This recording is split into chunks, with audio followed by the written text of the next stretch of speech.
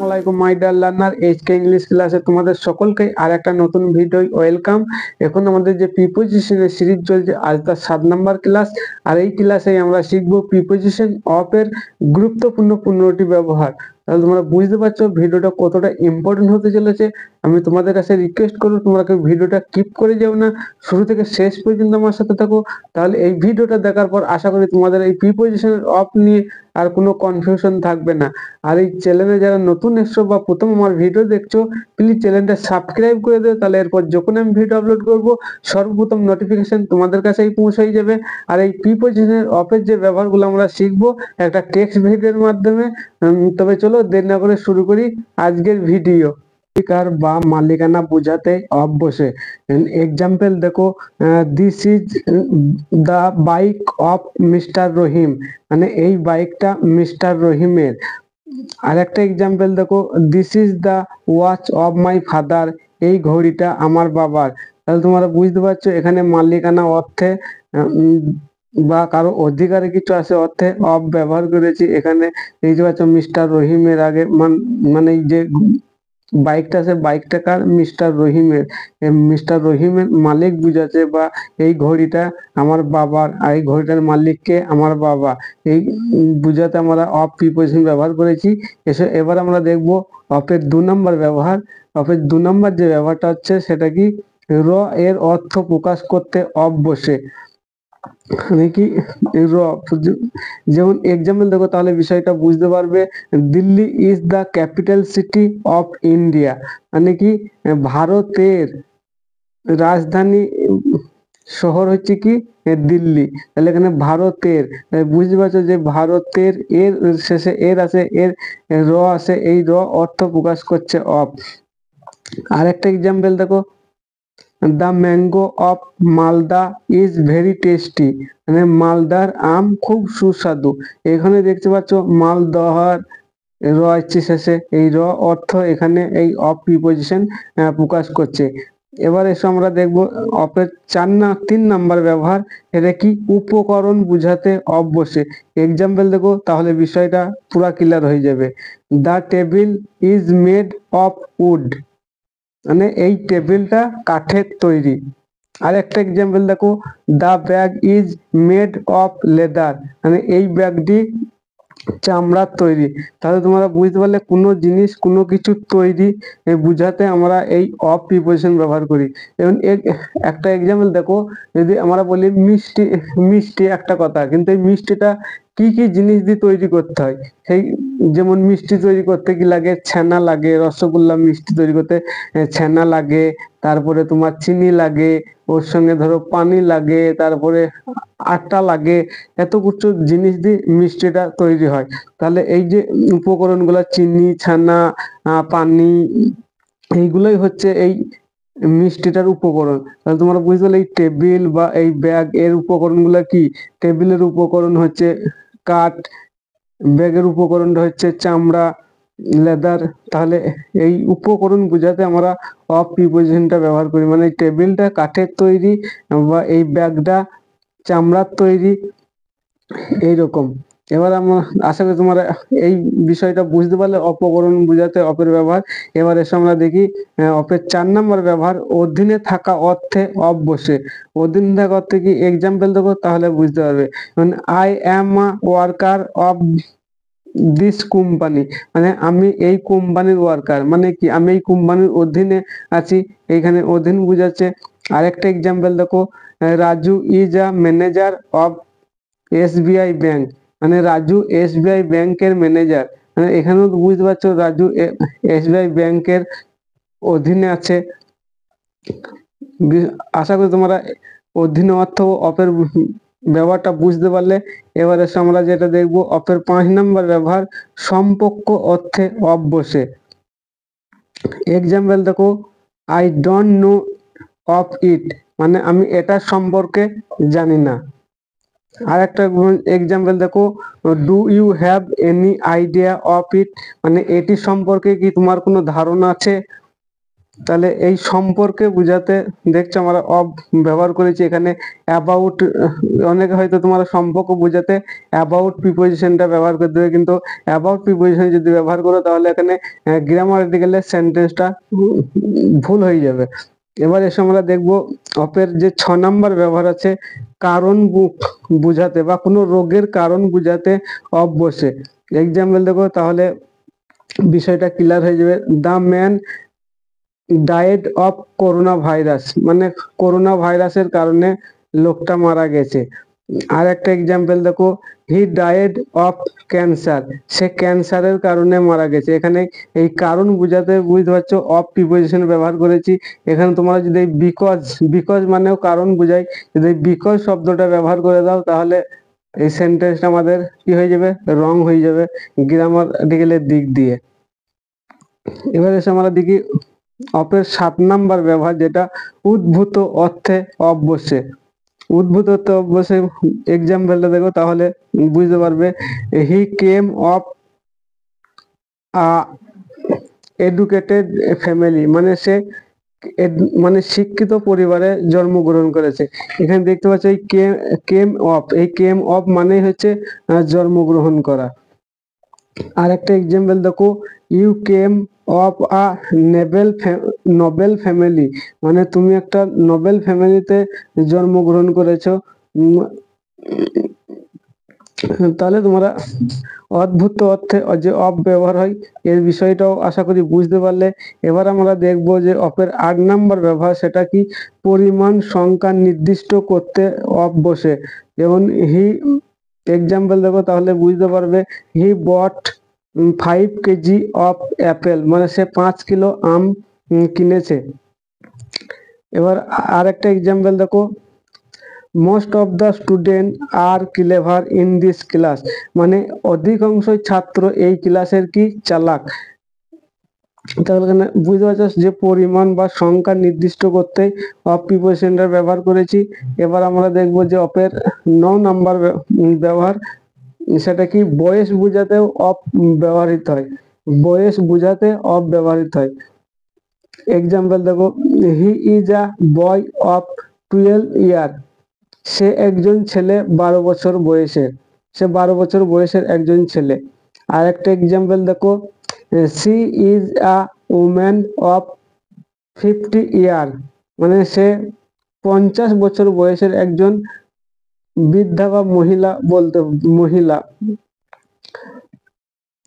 আশা করি তোমরা এই বয়স ক্ষেত্রে তাহলে প্রিপোজিশন অফের ব্যবহারটা বুঝতে পারলে।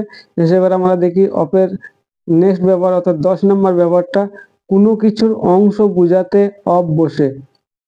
এক্সাম্পল দেখো তাহলে বিষয়টা ক্লিয়ার হয়ে যাবে। I read some of page of the book, মানে আমি এই বইটার কিছু পৃষ্ঠা পড়েছি বা পড়েছিলাম এরকম। আরেকটা এক্সাম্পল দেখো, he is a member of this community, মানে সে এই কমিউনিটির একজন সদস্য। একটা কমিউনিটি তো একজন থাকে না, মেম্বার বা সদস্য অনেক থাকে, তাদের ওই মধ্যেই একজন বুঝাতে এখানে অফ প্রিপোজিশনে ব্যবহার করেছে। তার ভিতরে কোনো কিছুর অংশ বুঝাতে অফ প্রিপোজিশনে ব্যবহার করেছি। এবার আমরা দেখব অফের যে পরবর্তী ব্যবহার, সময় বুঝাতে অফ বসে। এটা কিরকম হয় দেখো, এক্সাম্পল দেখো, don't disturb me at the time of reading, মানে পড়ার সময় আমাকে বিরক্ত করো না। এরকম বুঝাতে আমরা অফ ব্যবহার করি সময় বুঝাতে। আর একটা এক্সাম্পল দেখো, I was at home at the time of raining, মানে বৃষ্টির সময় আমি বাসায় ছিলাম বা বাড়িতে ছিলাম। তাহলে আমরা অফের 11 নম্বর ব্যবহার পর্যন্ত শিখে ফেলালাম। এবার আশা করি তোমাদের এই বিষয়গুলো অফের ব্যবহারগুলো বুঝতে পারছো। যদি বুঝতে পারো তাহলে ভিডিওটা পোস্ট করে এইখানে আমাকে একটা লাইক করে জানাও। আর আমি যে এক্সাম্পলগুলো তোমাদের দিচ্ছি এই এক্সাম্পলগুলো দেখে আরো বেশি বেশি এক্সাম্পল তোমরা আমাকে কমেন্ট বক্সে, এই ধরনের এক্সাম্পল কমেন্ট বক্সে কমেন্ট করে জানাও। এবার আমরা অপের পরবর্তী ব্যবহারটা দেখবো। এটা হচ্ছে অপের 12 নম্বর ব্যবহার, মাসের তারিখ নির্দিষ্ট করতে অফ বসে। মাসের যে একটা মাসের 30টা 31টা তারিখ থাকে, এই তারিখ নির্দিষ্ট করতে আমরা অফ প্রিপোজিশনটার ব্যবহার করি। এক্সাম্পল দেবো, তাহলে বিষয়টা ক্লিয়ার হবে। I will go to London on the 26 of January, মানে আমি 26 জানুয়ারিতে লন্ডন যাব, এইরকম অর্থে। আর একটা এক্সাম্পল দেখো, he came here on the 25 December, 25 of December, মানে সে ডিসেম্বর মাসে 25 তারিখে এখানে এসেছিল। তাহলে তোমরা বুঝতে পারলে মাসের তারিখ নির্দিষ্ট করতে অফ প্রিপোজিশনটা আমরা কিভাবে ব্যবহার করেছি। তোমরাও একটা এক্সাম্পল আমাকে কমেন্ট বক্সে এখানে কমেন্ট করে লিখে জানাবে। এবার আমরা দেখবো যে অফের 13 নম্বর ব্যবহার, সেটা ঠিকানা বোঝাতে অফ বসে। ঠিকানা, এক্সাম্পল দেখো, দ্য ম্যান অফ ইন্ডিয়া, মানে এই লোকটা ভারতের লোক। আরেকটা এক্সাম্পল দেখো, দ্য গার্ল অফ বাংলাদেশ, মানে এই মেয়েটি হচ্ছে বাংলাদেশের মেয়ে, এরকম অর্থ নিচ্ছে। মানে এখানে তোমরা বুঝতে পারলে এখানে একটা ঠিকানা বোঝাচ্ছে, যেমন ইন্ডিয়া এটা অ্যাড্রেস কথা বলছে, অ্যাড্রেস আর ঠিকানা। বাংলাদেশ এখানেও একটা অ্যাড্রেসের কথা বলছে। তাহলে তোমরা বুঝতে পারলে the man of India are the girl of Bangladesh. তাহলে এখানে তোমরা এই দুটো এক্সাম্পলে বুঝতে পারলে একটা ঠিকানা বলছে, এখানে তোমরা এরকম বলতে পারো দ্য ম্যান অফ আমেরিকা, সে যদি আমেরিকার লোক হয় তাহলে এরকম বলবে, বা দ্য গার্ল অফ কি হ্যাঁ ফিলিপিন, এরকম বলতে পারো মেয়েটা ফিলিপিনের। তাহলে তোমরা বুঝতে পারছো এখানে কোনো একটা অ্যাড্রেস আসছে, অফ ব্যবহার করার পর অফটা অ্যাড্রেস ঠিকানা বোঝাচ্ছে। এবার আমরা দেখবো অভিন্ন অভিন্নতা বোঝাতে অফ বসে। অভিন্নতা কিরকম, এক্সাম্পল দেখো, this is the city of India, মানে এখানে ভারতের একটা সিটি, এটা ভারতের একটা সিটি, মানে বুঝতে পারছো ভারতের মধ্যে আর একটা সিটি, এটা একটা আলাদা জায়গা বুঝাচ্ছে, মানে অভিন্নতা বুঝাচ্ছে, ভিন্ন মানে আলাদা। তোমরা সবাই জানো, তাহলে এটা this is the city of India, এটা ভারতের একটা সিটি।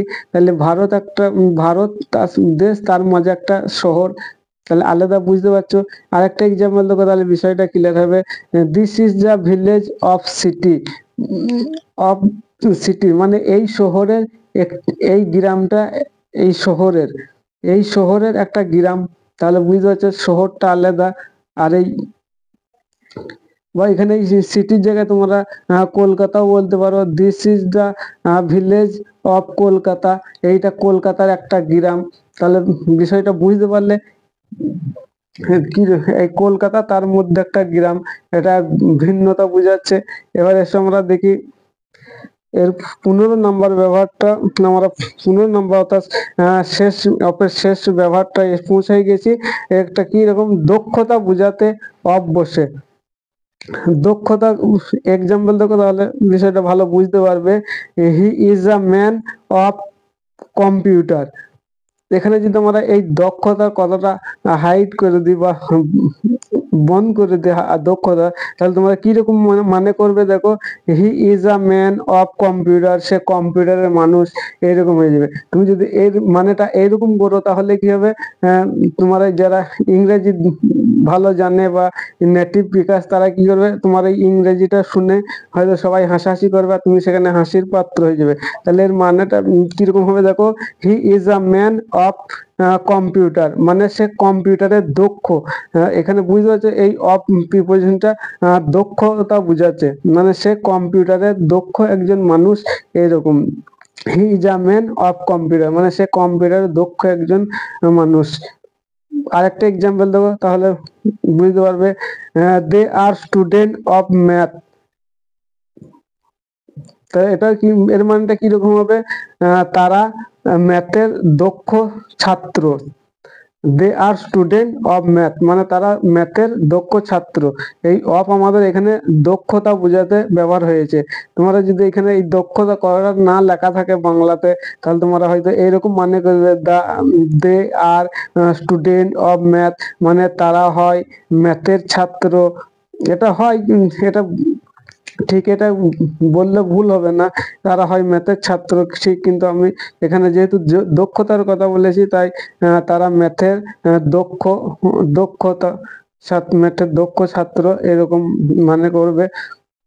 আশা করি তোমাদের এই প্রিপোজিশন যে 15টা ব্যবহার দেখালাম, এই প্রিপোজিশনের এই ভিডিওটা দেখার পর আর প্রিপোজিশন অফ নিয়ে তোমাদের আর কোনো কনফিউশন থাকবে না। তোমাদেরকে যদি ভিডিওটা ভালো লাগে তাহলে লাইক করে দিও, কমেন্ট করে দিও, তোমার বন্ধুদের মধ্যে শেয়ার করে দিও, যেন তারাও অফের এই ব্যবহারগুলো জানতে পারে আর সঠিকভাবে ইংরেজি বলতে লিখতে পারে। আর শুধু আমাদের এই ইংরেজি বলতেই অপর ব্যবহারগুলো কাজে লাগে, ফ্রি হ্যান্ড রাইটিং বা ভালো এক্সামের রেজাল্ট করতেও আমাদের এই প্রিপোজিশনের ব্যবহারগুলো দরকার হয়। আমাদের পরবর্তী ভিডিও আমরা আর একটা প্রিপোজিশন নিয়ে আসবো। আমি আমাদের যে যতগুলো প্রিপোজিশন আছে প্রত্যেকটা প্রিপোজিশন আলাদা আলাদা করে ভিডিও নিয়ে আসবো। আমাদের এই ভিডিওগুলো পেতে গেলে চ্যানেলটা সাবস্ক্রাইব করে পাশে থাকা বেল আইকনে প্রেস করে দিও, তাহলে এর পরবর্তী ভিডিও তোমাদের কাছে অটোমেটিক এর নোটিফিকেশন পৌঁছে যাবে। তাহলে এই ছিল আজকের ভিডিও, আজকের বিষয়। This is all about today. I will be back another video. Till then, take care, keep learning and keep practicing. Thank you for watching this video. Bye bye.